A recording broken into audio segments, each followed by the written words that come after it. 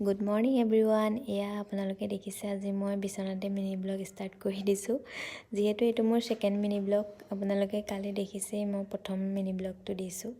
আপোনালোকে যাতে মৰম কৰে আঁকোৱালি লয়। এয়া মই খালী পেটতে যিহেতু গৰম পানী খাওঁ, একাপ খাই লৈছোঁ। খাই বৈ এয়া খিৰিকীখনৰ ওচৰত ৰৈছোঁ।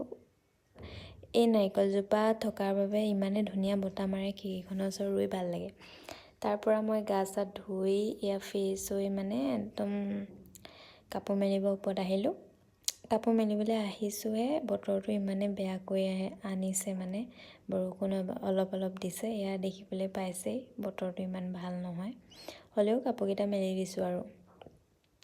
তাৰ পৰা আজি ভাতত আছিলে পাপৰ, পালেং চব্জি আৰু মিক্স চব্জি আৰু পটল ফ্ৰাই আৰু বুট। আৰু এয়া মই অকণমান এনেই ক্ৰীম অকণমান সানি আৰু আপোনালোকক দেখাইছোঁ আৰু। এয়া আজি চাহত আছিলে দুপৰীয়া 3টামান বজাত ছট পূজাৰ মিঠাই। মই যিহেতু বহুত ভাল পাওঁ, এইটো মোৰ ফেভৰেট হয় আৰু ইয়াকে কৰি থাকোঁ আৰু। তাৰপিছত পাৰ্চেল এটা আহিছিলে, তললৈ আনিবলৈ গ'লোঁ। এয়া পাৰ্চেলটো অনা হৈ গ'ল।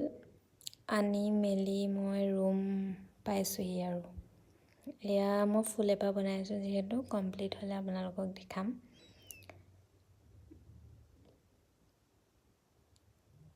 আৰু মই যে পাৰ্চেলটো আনিছিলোঁ, এইটো মই খুলি দিছিলোঁ, হ'লেও মই আপোনালোকক দেখাবৰ বাবে আকৌ পেকিং কৰি থৈ দিলোঁ। এয়া বেগ এটা অৰ্ডাৰ দিছিলোঁ ডেইলি ইউজৰ বাবে।